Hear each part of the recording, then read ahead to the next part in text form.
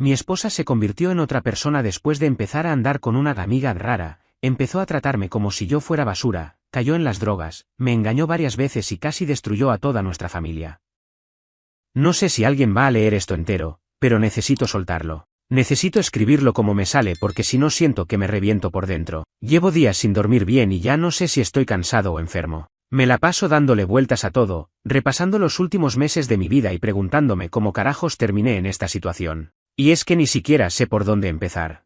Capaz desde el día que mi esposa conoció a esta amiga nueva, que desde el principio me dio mala espina. O capaz desde antes, cuando todo entre nosotros era tranquilo, normal, feliz incluso. Mi esposa y yo llevábamos 6 años juntos. Tenemos un hijo de 4 años y yo tengo una hija de una relación anterior, pero ella la quiere como si fuera suya. No éramos perfectos, obviamente, pero teníamos nuestras rutinas, nuestras risas, nuestras peleas normales como cualquier pareja. Yo trabajo tiempo completo como técnico de vaca acá en Georgia. Me levanto temprano, me ensucio, vuelvo reventado. Ella siempre se encargó más de la casa porque estaba en home office, aunque era medio freelance, entonces su trabajo era irregular. Igual, todo funcionaba, hasta que apareció esta amiga. Fue una vieja compañera de la universidad que se había mudado cerca, según mi esposa. Se reencontraron de casualidad en el supermercado y desde ahí empezaron a verse. Al principio eran cafés, luego almuerzos, luego salidas de noche. Yo no dije nada porque no soy ese tipo de marido celoso.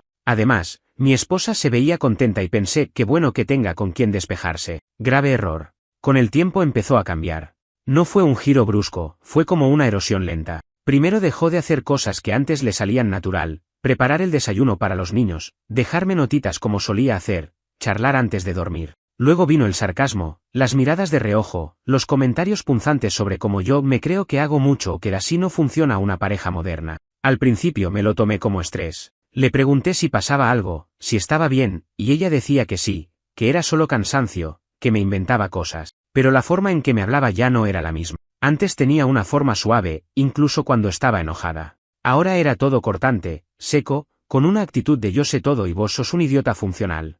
Lo peor es que cada vez que la amiga venía o se iban juntas, volvía peor. Más distante, más crítica. Como si hubiera ido a recibir una dosis de veneno que después escupía en casa. Un día, sin venir a cuento, me dijo que yo no hacía lo suficiente, que ella estaba agotada, que no podía con todo. Me quedé helado. Yo siempre lavé la ropa, saco la basura todos los días, arreglo cualquier cosa que se rompe en la casa, cocino varias veces a la semana, llevo a los niños al parque, hago las compras cuando ella no puede. ¿De qué carajo me estaba hablando? Le dije que si sentía que estaba sobrecargada, que me dijera que necesitaba, que yo podía ajustar cosas. Pero no era una charla. Era una sentencia. Me miraba como si yo ya estuviera condenado por un crimen del que no me habían avisado. En esas semanas empecé a notar más cosas raras. A veces se encerraba en el cuarto y hablaba bajito por teléfono. Cuando me acercaba, bajaba la voz. O decía que era su prima o alguna clienta. Dejaba el celular siempre boca abajo.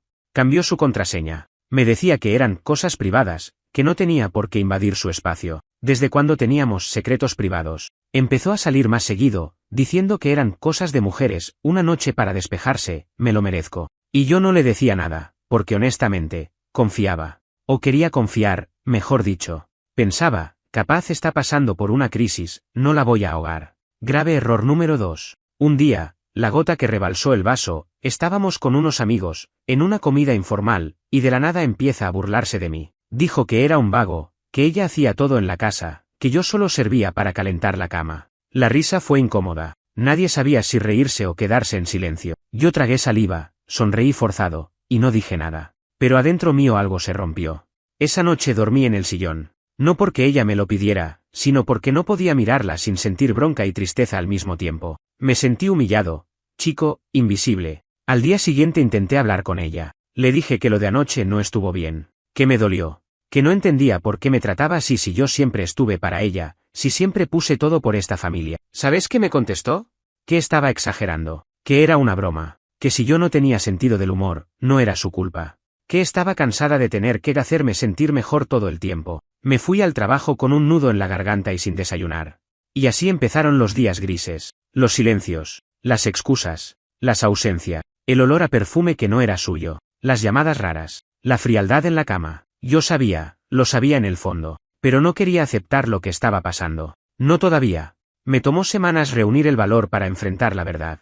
Es irónico, Porque yo no soy alguien que le esquive al conflicto. En el trabajo me toca lidiar con todo tipo de clientes, de jefes, de situaciones tensas, pero cuando se trata de tu casa, de la persona con la que compartís la cama, tus hijos, tus proyectos, es como si estuvieras intentando romper una pared con las uñas. Cada vez que me imaginaba diciendo lo que sospechaba, me venía a la cabeza la imagen de mi hijo armando sus legos en la alfombra del living, o de mi hija preguntándome si íbamos a ver una peli los tres juntos. ¿Y si estaba equivocado? ¿Y si estabas siendo un paranoico? Eso es lo que me decía a mí mismo mientras cada día pasaba lo mismo, ella distante, seca, malhumorada, yo caminando sobre vidrios, tratando de no molestar, de no echar más leña. Un viernes volví temprano del trabajo. No le avisé. Mi jefe me había dado la tarde porque habíamos terminado antes una instalación en una casa en las afueras. Llegué a casa con la idea de preparar algo rico, sorprenderla, tener aunque sea una charla sin tensión. Pero apenas abrí la puerta, el aire estaba raro. No sé cómo explicarlo, pero uno lo siente. El perfume fuerte, la música bajita desde el cuarto, y algo en mí se encendió. Caminé despacio por el pasillo. El cuarto estaba cerrado. Toqué una vez. Silencio. Abrí.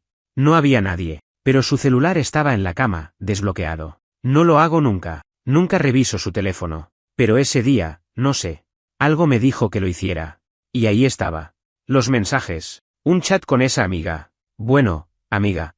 En realidad era un monólogo de mi esposa contándole cosas que me revolvieron el estómago. No aguanto más su cara de víctima, decía en un mensaje. Me dan ganas de decirle que se vaya, que me deje vivir, pero no quiero quedarme sin la casa ni los chicos. Otro decía anoche fue increíble, no sé cómo pude aguantar tanto sin esto, me sentí viva otra vez. No mencionaba nombres, pero estaba claro que no hablaba de mí. El último, el que me hizo casi vomitar, decía, ya no siento culpa, me lo merezco. Me senté en el borde de la cama con el corazón golpeando como si quisiera salir del pecho. Cerré los ojos y respiré hondo, como me enseñaron cuando estuve en recuperación hace años. Porque sí, yo fui adicto. Hace más de una década, cuando era otro, cuando no tenía hijos ni responsabilidades. La sobriedad me costó todo. Perdí amigos, parejas, hasta parte de mi familia. Y lo que me mantuvo limpio fue esta familia que armé. Esta casa, esta rutina.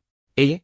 O lo que pensé que era ella. No sé cuánto tiempo estuve sentado. Escuché la puerta abrirse y la voz de mi hija llamándome. Me levanté como en automático, guardé el celular en su lugar y fui a recibirla con una sonrisa falsa. Esa noche, ella volvió tarde. Dijo que había ido a tomar algo con su amiga. Me miró a los ojos como si nada. Yo le pregunté si la había pasado bien y ella asintió como si fuera la cosa más normal del mundo. Me fui a acostar temprano. Esa noche no dormí nada. Pasaron días así. Días donde todo parecía normal, pero yo sabía que no lo era. Que nada lo era. Pensé en confrontarla muchas veces, pero algo dentro de mí me decía que tenía que hacerlo bien. Que no podía explotar, que no podía gritar, que no podía meter a los chicos en el medio. Así que empecé a hacerme el idiota mientras planificaba en silencio. Empecé a guardar recibos, a registrar horarios, a hacer captura. Y empecé a notar más. Salidas que no tenían lógica, ropa que no era suya, perfume distinto. Una noche llegó con el cuello rojo, y me dijo que había tenido una reacción alérgica a un collar de fantasía. Casi me río en la cara. Yo seguía pagando todo. Las cuentas, la comida, los gastos de los chicos. Y mientras tanto, ella vivía su vida como si yo fuera un adorno en la casa. Como si no existiera. Ya no había abrazos, ni caricias, ni siquiera peleas. Solo silencio o sarcasmo. Hasta que un día le pregunté directamente, ¿estás con alguien más? Me miró fijo, sin parpadear, como si hubiera estado esperando esa pregunta durante semanas. Y con una voz que todavía me hace doler el pecho, me dijo, ¿y si lo estoy, qué vas a hacer? Me quedé en blanco. No por sorpresa, sino porque nunca pensé que me lo iba a decir así. Sin culpa, sin rabia, sin negarlo siquiera. Me levanté de la mesa y me fui a caminar. No tenía destino, solo caminé. Me senté en el parque donde llevo a los chicos a jugar y me quedé ahí una hora, tal vez más, pensando en todo. En que no podía seguir así. En que si me quedaba, iba a volver a caer. En que la rabia me estaba envenenando y que si no hacía algo, me iba a terminar haciendo daño. Esa noche no dormí en casa. Me quedé en el taller de un amigo que tiene un sofá viejo pero cómodo. Le conté todo. Me dijo que ya era hora de pensar en mí, que no podía seguir sosteniendo una relación que era un castigo, que si no lo hacía por mí, lo hiciera por mis hijos. Y eso me quedó resonando, porque todo lo que estaba aguantando, era supuestamente por ellos. Volví a casa a la mañana siguiente como si hubiera pasado por una tormenta. Ella estaba en la cocina, dándome la espalda, sirviéndose café como si no hubiera pasado nada, como si no me hubiera escupido en la cara la noche anterior. No dijo una palabra, solo dejó su taza sobre la mesa y subió al cuarto. Y yo ahí, parado como un imbécil, con el olor del café llenándome los pulmones, intentando tragar la rabia, la tristeza, el cansancio. Es raro cómo te das cuenta de que algo está roto no por el ruido que hace, sino por el silencio que deja. Esa semana fue un infierno en cámara lenta. Nos evitábamos. Hablábamos solo para coordinar lo mínimo indispensable sobre los chicos. Yo salía más del trabajo, buscaba horas extra, no tanto por la plata, sino por no estar ahí, por no verla, por no respirar el mismo aire. Pero cada vez que entraba a casa y la veía tirada en el sillón con el celular en la mano y la cara de fastidio, me venía una ola de odio que me quemaba la garganta. Me hablaba como si fuera un compañero de cuarto que le cae mal. Ni una pregunta, ni un intento de arreglo. Como si yo fuera un error que estaba esperando que se borrara solo. Un sábado a la noche, ella salió. Dijo que iba a cenar con unas amigas. Ni me molesté en preguntar con quién. Pero esta vez, algo me empujó a hacer lo que jamás pensé que haría. La seguí. Esperé unos minutos y salí con el auto. No fue difícil. Estaba estacionada a unas cuadras, bajando de su coche con un vestido que no le había visto nunca, riéndose, caminando rápido hacia la entrada de un bar del centro. Pero no entró sola. Un tipo la esperaba en la puerta. Alto, flaco, con una camisa abierta hasta el pecho. Se abrazaron. Se besaron. No un beso rápido, de esos que son imposibles de confundir. Me quedé ahí, con las manos apretadas en el volante, temblando. No sé cuánto tiempo los vi desde el coche, pero fue suficiente. No me bajé. No armé escándalo. No quise ser ese tipo. Solo me fui. Volví a casa y estuve dando vueltas por el living como un animal enjaulado. Sentía que algo en mí se había roto para siempre. No solo por la traición, sino por la frialdad, por la naturalidad con la que me había convertido en un cero a la izquierda. Por cómo todo el amor que alguna vez nos tuvimos se había transformado en esta mierda. Esa noche no dormí. Pensé en separarme, en irme. Pero cada idea terminaba con la imagen de mis hijos. Y entonces apareció algo que no esperaba, culpa. No por lo que ella hacía, sino por no haber visto antes en qué se estaba convirtiendo esto. ¿En qué me estaba convirtiendo yo? Me había vuelto callado, amargo, resentido. Me miraba al espejo y no me reconocía. No era el hombre que quería ser para mis hijos, ni para mí mismo. A la mañana siguiente, cuando ella volvió, la confronté. Esta vez sin rodeos. Le dije que la había seguido, que la había visto, que ya no podía seguir así. ¿Sabes qué hizo? Se rió. No una risa nerviosa, no una risa incómoda, una risa despectiva. Me dijo que si tenía tanto tiempo libre como para seguirla, entonces era mejor que me buscara una vida, que no sabía qué esperaba, que las cosas no duran para siempre y que al menos alguien me estaba dando atención, porque ella ya no se sentía vista en esta casa. Fue como si cada palabra que dijo me apuñalara un poco más. Le pregunté si pensaba seguir viéndolo. Me miró fijo, sin parpadear, y me dijo que sí. Que no tenía por qué rendirme cuentas, que ella tenía derecho a sentirse viva. Me fui al cuarto, cerré la puerta y me senté en el piso. No sabía si llorar, gritar, romper algo. Solo sabía que no podía más, que no quería seguir así ni un día más. Ahí empecé a buscar abogado. Empecé a hacer cuentas, a pensar en mudanzas, en acuerdos de custodia. Hablé con mi hermana, que vive en Carolina del Norte, y le conté lo justo y necesario. Me ofreció su casa si necesitaba irme unos días. Empecé a armar una carpeta con todo, mensajes, fotos, fechas. No para vengarme, para protegerme, para proteger a mis hijos, porque algo me decía que esto iba a escalar. Y no me equivoqué. Empezaron las provocaciones. Salía más, volvía más tarde, cada vez con menos ganas de ocultarlo. Una noche llegó con olor a alcohol y pastillas. No tuve que preguntar. Lo vi en sus ojos. Vi ese vacío que conocía demasiado bien, ese mismo que yo cargaba cuando estaba hundido en mi adicción. Y ahí me pegó más fuerte que nunca. Estaba trayendo eso a mi casa, a mis hijos. La confronté de nuevo, pero esta vez con otra energía. Le dije que si cruzaba esa línea, si metía drogas en esta casa, yo iba a pelear con uñas y dientes por la custodia total. Me insultó. Me dijo que yo no era nadie para juzgar, que ella sabía cómo manejarse y que no iba a dejar que yo la controlara como su padre. Esa frase me dejó helado, porque me recordó cosas que ella me había contado en confianza, sobre su pasado. Y me di cuenta de algo que no había querido ver, estaba repitiendo patrones, arrastrando traumas que nunca trató. Y yo estaba pagando las consecuencias. Durante los días que siguieron, el ambiente en casa se volvió insostenible. Era como vivir en un campo minado. No sabías en qué momento iba a explotar algo. Cualquier cosa, desde una conversación sobre lo que íbamos a cenar hasta un comentario mínimo sobre los chicos, podía detonar una pelea. Pero ya ni siquiera eran discusiones reales, eran ataques directos, frases lanzadas con veneno, con la clara intención de herir. Y yo me estaba quedando sin escudo, sin paciencia, sin energía para seguir actuando como si esto fuera una etapa pasajera. Ella ya no dormía en la misma cama. A veces ni siquiera venía a dormir. Decía que se quedaba en la casa de alguna amiga, pero yo sabía bien con quién estaba. Lo sabía, y por alguna razón que me cuesta explicar, me dolía menos la infidelidad que la manera en que me hacía sentir invisible. Como si no existiera. Como si todo lo que habíamos construido valiera menos que una noche de sexo con un tipo cualquiera. Y aún así, yo seguía funcionando. Me levantaba cada mañana, preparaba el desayuno para los chicos, los llevaba a la escuela, iba al trabajo, volvía, ayudaba con las tareas, lavaba la ropa, barría el piso, como si el mundo no se estuviera desmoronando. Pero lo estaba. Cada vez que me cruzaba con ella, algo en mí se encogía. No era solo la decepción. Era la sensación de haber perdido a alguien que, honestamente, no sé si alguna vez fue quien yo creía. Empecé a cuestionar todo. ¿Siempre fue así y yo estaba cegado?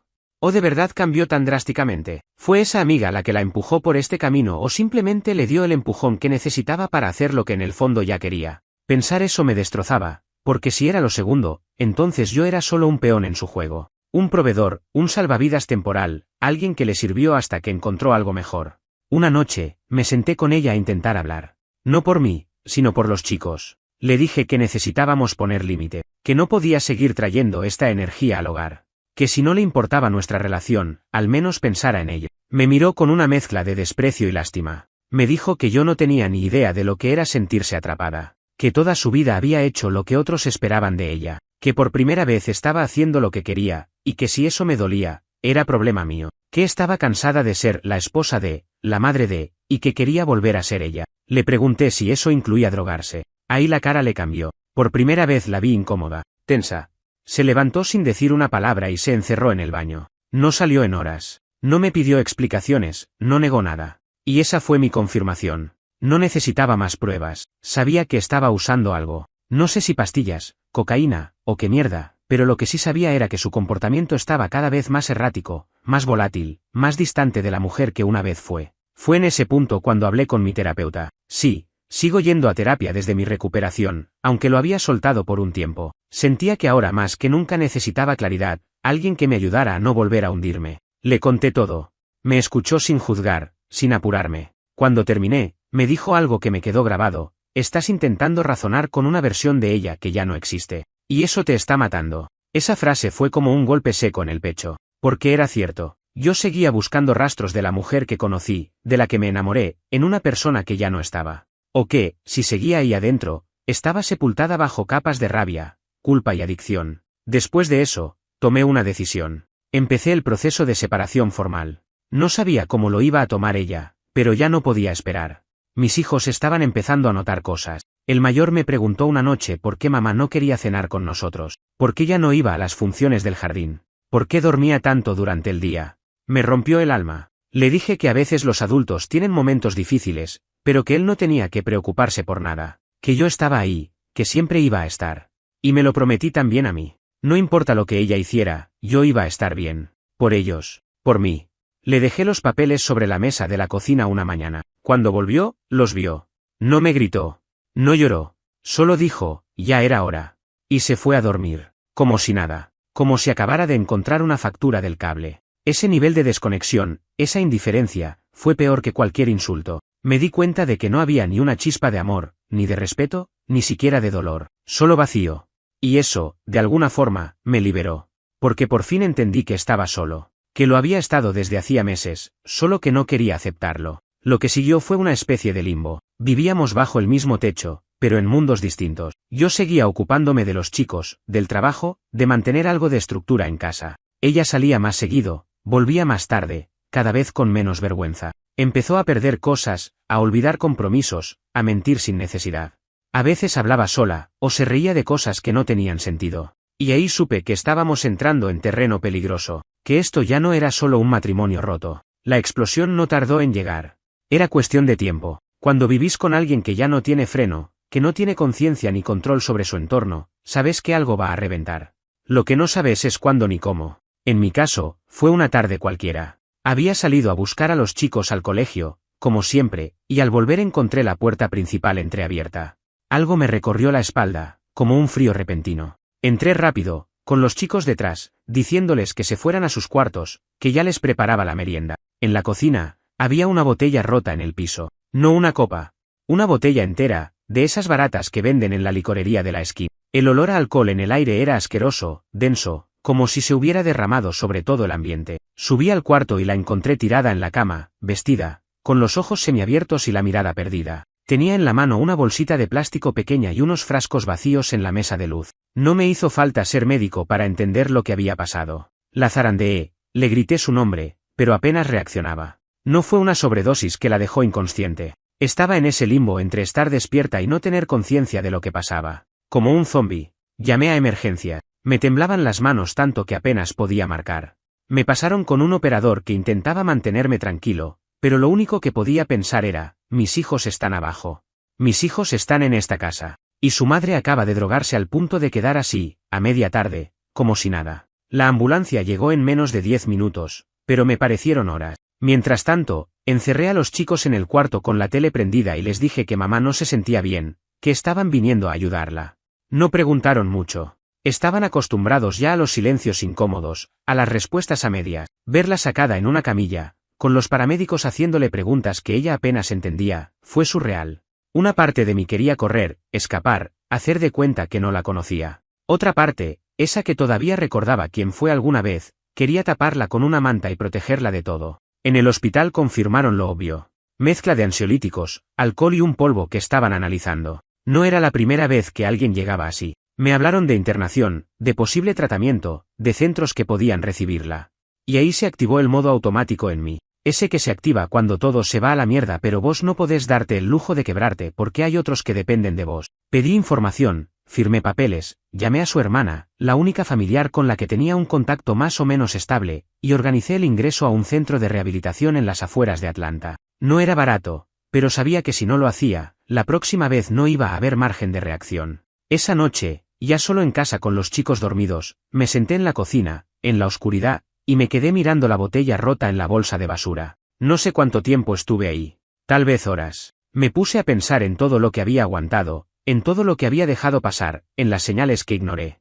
Pensé en cómo el amor, cuando se enferma, se vuelve una jaula. Y cómo uno puede confundir compromiso con sacrificio hasta que ya no queda nada de vos mismo. Los días siguientes fueron un desastre emocional. Llevar a los chicos, mantener la casa, ir al trabajo, todo mientras me llamaban del centro para darme partes médicos, pedir autorizaciones, confirmar pagos. Ella no me llamaba, solo su terapeuta me decía que estaba cooperando parcialmente, lo cual era una forma educada de decir que no estaba del todo comprometida. Cuando finalmente me animé a llevar a los chicos a visitarla, porque no quería mentirles ni ocultarles todo, fue una experiencia extraña. Los más chicos la abrazaron sin dudar, felices de verla, como si nada hubiera pasado. El mayor fue distinto. Se quedó parado, tenso, con los ojos clavados en el suelo. No quiso hablarle, no la miró a los ojos. Y cuando salimos del centro, en el auto, me dijo, no quiero volver ahí. No tuve fuerzas para discutir.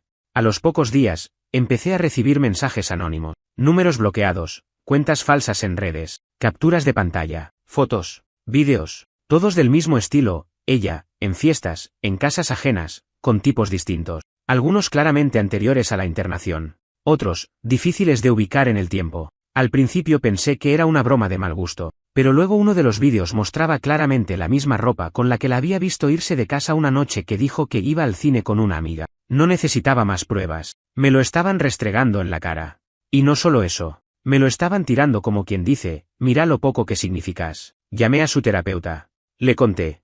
Me dijo que lamentablemente no era raro. Que muchas personas en recuperación son alcanzadas por sus propios círculos tóxicos, que si no cortan contacto con sus amigos de consumo, todo el trabajo se va al carajo. Que probablemente su amiga, esa con la que todo esto empezó, seguía siendo su principal influencia. Me ofreció una reunión familiar, una mediación. No acepté. No podía sentarme frente a ella, mirar a los ojos a alguien que había traído drogas a mi casa, que había expuesto a mis hijos a este nivel de destrucción, y pretender que todo era parte de un proceso de sanación. Lo que sí hice fue ir al abogado. Le mostré todo. Las pruebas. Los mensajes. Le dije que quería la custodia total, que no iba a permitir que los chicos siguieran viviendo en esa inestabilidad.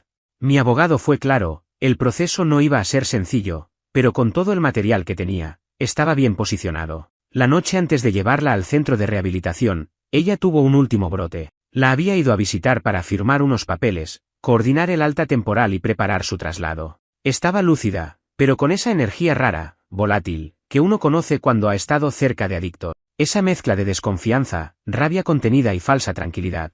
Me hablaba como si nada hubiera pasado, como si toda esta película oscura de los últimos meses fuera una anécdota. Me preguntaba por los chicos, por la casa, y hasta me hizo un comentario sobre mi barba, como si estuviéramos en un almuerzo casual. Me costaba seguirle el ritmo. Me sentía como si estuviera sentado frente a una versión vacía de ella, una carcasa con recuerdos pero sin alma. Cuando le dije que tenía que cortar toda relación con su amiga, la misma que desde el principio había sido el hilo conductor de toda esta mierda, ahí se quebró la fachada. Se puso a la defensiva, empezó a decirme que yo no era nadie para decirle con quién podía hablar o no. Me gritó que la estaba usando, que todo esto era un plan para quedarme con los chicos, que nunca la había amado de verdad. Me acusó de haberla empujado a todo esto con mi impresión y mi necesidad de control. Yo no contesté. No grité. No quería darle eso. Solo la miré. Le dije que ya no podía discutir con ella y que nos veíamos al día siguiente para llevarla al centro. Me fui con el corazón apretado y la garganta hecha polvo. Al día siguiente, cuando pasé a buscarla, se subió al auto llorando. Pero no de tristeza, sino de rabia contenida. Murmuraba cosas, insultos entre dientes, frases desconectadas. Durante el trayecto me dijo que era un monstruo por llevarla a ese lugar, que estaba destruyendo su vida, que me iba a arrepentir. Yo no contestaba. Solo manejaba, mirando fijo la carretera, apretando el volante, hasta que en un momento, no sé qué me activó, estallé. Le grité. Le grité todo lo que venía guardando. Le dije que me había destruido, que me había escupido en la cara después de todo lo que hice por ella, que estaba a punto de perderlo todo y todavía tenía el descaro de hacerse la víctima, que si pensaba que esto era por venganza, se equivocaba, era por los chicos, que ya no confiaba en ella, que ya no la respetaba, que verla en ese estado me provocaba asco, y que si seguía así, iba a terminar muerta en el sofá de algún desconocido, rodeada de polvo y miseria. No sé si fue lo que dije o cómo lo dije, pero se quedó en silencio. Solo lloraba. La dejé en el centro sin decirle más nada. Me fui. En el camino de regreso tuve que parar el auto y bajarme a respirar. Me temblaban las manos. Me dolía el pecho. Estaba empapado en sudor y apenas podía mantenerme de pie. No por tristeza. Por agotamiento emocional. Por la sensación de haber cruzado un límite que no quería cruzar. Me sentí sucio por gritarle así, por decirle cosas que sabía que la lastimaban. Pero también sentí algo más, algo que me asustó, alivio. Alivio por haberlo sacado, por haber soltado esa mierda que llevaba meses tragando. Esa noche no pude dormir. Estaba con los chicos, que ya empezaban a notar cosas que no podía ocultar. El mayor no me decía nada, pero tenía esa mirada dura, esa que no va con su edad. Como si se hubiera forzado a crecer más rápido para protegerse del caos. Los otros dos solo querían saber si mamá estaba enferma, si se iba a curar. Les dije que sí, que estaba en un lugar para mejorar, que todo iba a estar bien. Mentí, porque no sabía si iba a estar bien, no sabía nada. Una semana después, me llegó un mensaje. Era de la amiga. Ni siquiera sé cómo consiguió mi número. Me escribió un párrafo largo, lleno de veneno, diciéndome que yo era el culpable, que había destrozado la autoestima de mi esposa, que ella solo buscaba un poco de libertad y yo la asfixié. Que no sabía lo que era amar, que lo que yo llamaba hogar era una prisión emocional. Y al final, remató con algo que me dejó helado: si algo le pasa, va a ser tu culpa. Guardé el mensaje, bloqueé el número y se lo mostré a mi abogado. No sabía si alcanzaba para hacer algo legal, pero quería que quedara registrado. Porque algo me decía que esta mujer no iba a desaparecer tan fácil. A las 2 semanas, recibí una llamada del centro. Mi esposa había intentado escaparse. La habían encontrado en una gasolinera cercana, alterada, hablando sola. La llevaron de vuelta, pero la situación era delicada. Me recomendaron extender su estancia o considerar una clínica más cerrada. Yo ya no sabía qué hacer. Estaba agotado, emocionalmente drenado, mentalmente quebrado. No podía con todo. Empecé a tener pensamientos que no me gustaban. Pensé en dejar todo, en llevarme a los chicos y desaparecer. Volver a Carolina del Norte, empezar de cero, cortar todo contacto. Pero no podía hacer eso, porque eso también era rendirse. Y por más que ella se hubiera rendido consigo misma, yo no podía rendirme con mis hijos. No se lo merecían. No después de todo lo que habían visto. Así que volví a terapia. Intensifiqué las sesiones. Pedí ayuda a mis padres, que vinieron a quedarse unos días. Me ayudaron a organizar la casa, a mantener una rutina para los chicos. Me recordaron que no estaba solo. Cuando recibí la llamada del hospital diciendo que ella había tenido una sobredosis, fue como si el tiempo se congelara. Me acuerdo de todo con una claridad enfermiza, la hora exacta, el tono de voz de la enfermera, el chillido agudo del microondas justo cuando me lo dijeron, porque estaba calentando comida para los chicos. Todo se volvió ruido blanco después de escuchar las palabras estado crítico y médicamente inducido. Tuve que sentarme en el piso. El tenedor se me cayó de la mano. Los chicos estaban en la otra habitación, riéndose por alguna tontería de la tele. Y yo ahí, con la vista borrosa, sabiendo que estaba a punto de tener que enfrentar la conversación más difícil de mi vida. No fui al hospital esa misma noche. Me odié por eso. Pero sentía que si la veía así, me quebraba. En vez de eso, hablé con mis padres y les pedí que se quedaran con los chicos. Me encerré en el cuarto, apagué el celular y lloré. No esas lágrimas que caen discretas. No. Fue un llanto con espasmos, con mocos, con rabia. Un desahogo de meses acumulado, de noches sin dormir, de todo lo que tragué sin decir. Y en ese llanto, entre las arcadas y los gritos ahogados, empecé a entender algo que hasta ese momento no quería aceptar: no iba a poder salvarla. Porque eso era lo que venía haciendo, ¿no? Intentar salvarla. Desde el principio. Cuando noté que algo estaba mal, cuando le cubrí todo mientras ella desaparecía emocionalmente, cuando la llevé al centro, cuando me callé por miedo a empeorar las cosas. Todo ese tiempo creí que con suficiente esfuerzo, con suficiente amor, con suficiente paciencia, podía traerla de vuelta. Pero no. Algunas personas no quieren ser rescatadas. O no pueden. O ya se ahogaron hace rato y uno solo está abrazando el cuerpo. La mañana siguiente fui al hospital. Me recibió una enfermera amable, con esa cara de quien ya ha visto demasiadas versiones de esta misma historia. Me llevó al cuarto. Ella estaba ahí, conectada a máquinas, con la piel pálida, respirando con ayuda. Tenía la cara más tranquila que le había visto en meses. Como si, en ese estado de suspensión, por fin hubiera encontrado algo de paz. Me acerqué, me senté a su lado, le tomé la mano. Estaba tibia. Y en silencio, le hablé.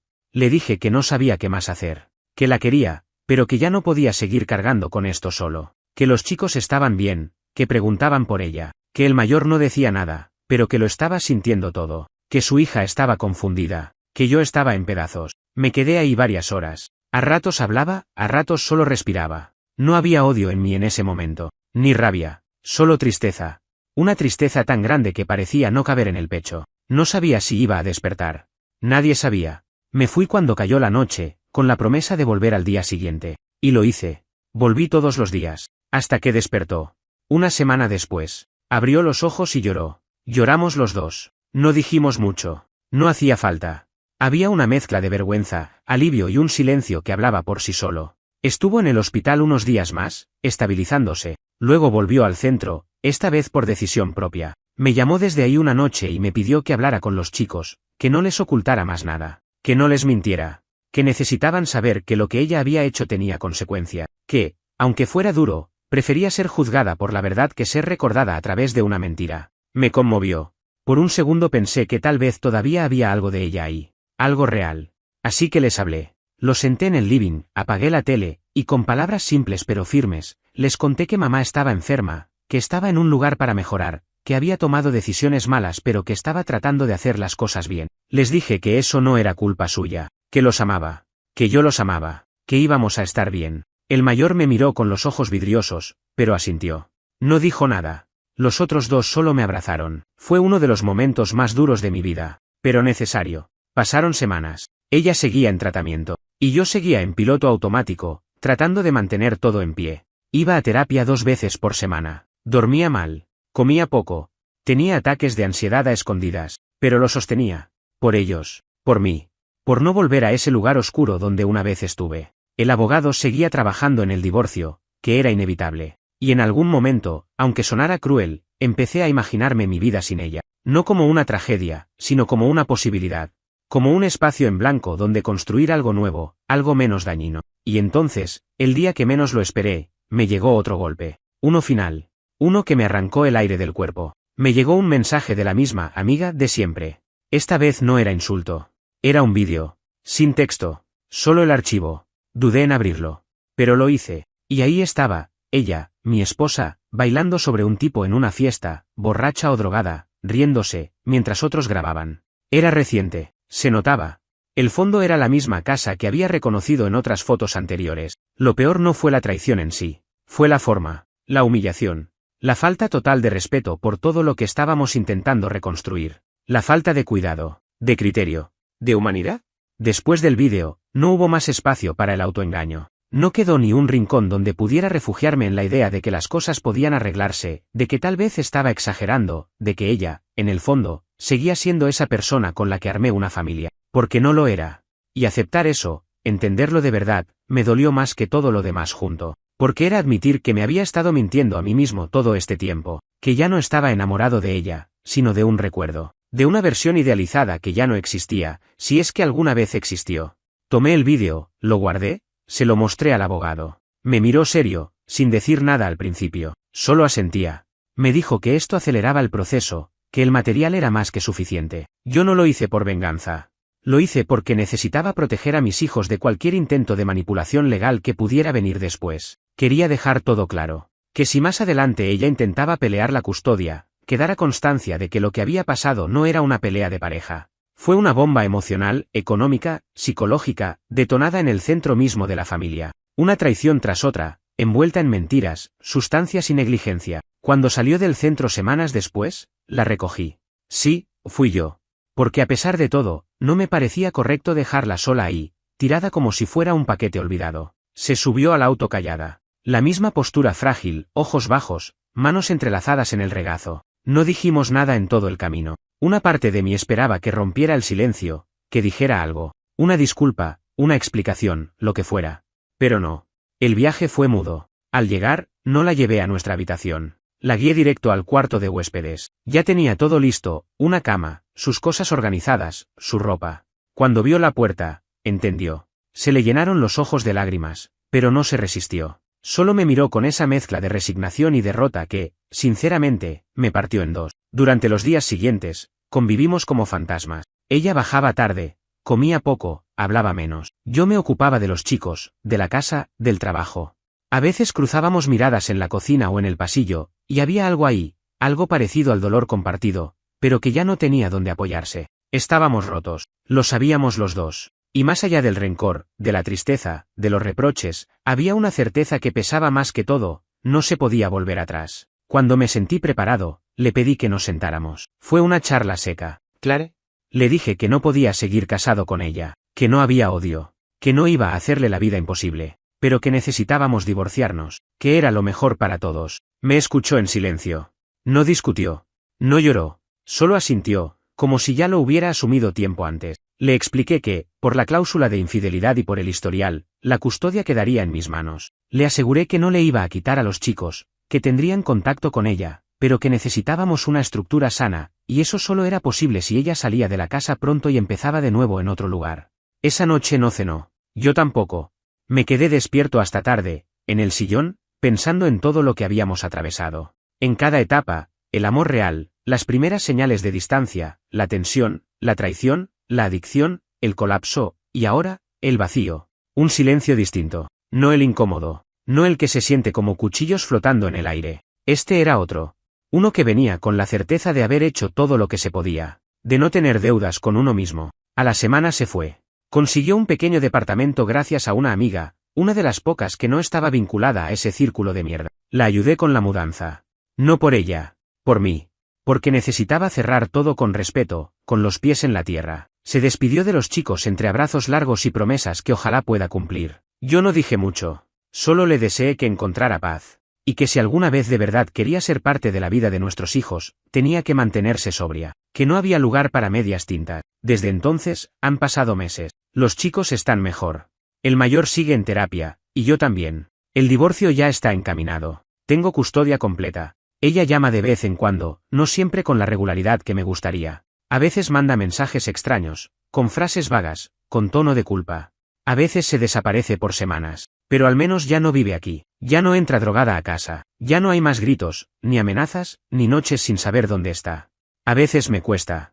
A veces me pregunto si podría haber hecho más. Si hubo una bifurcación en el camino que no supe tomar, una decisión que hubiera evitado todo este caos. Pero cada vez que mis hijos se duermen tranquilos, que me abrazan sin miedo, que me dicen te quiero, papá sin que haya tensión flotando en el aire, me convenzo de que hice lo que tenía que hacer.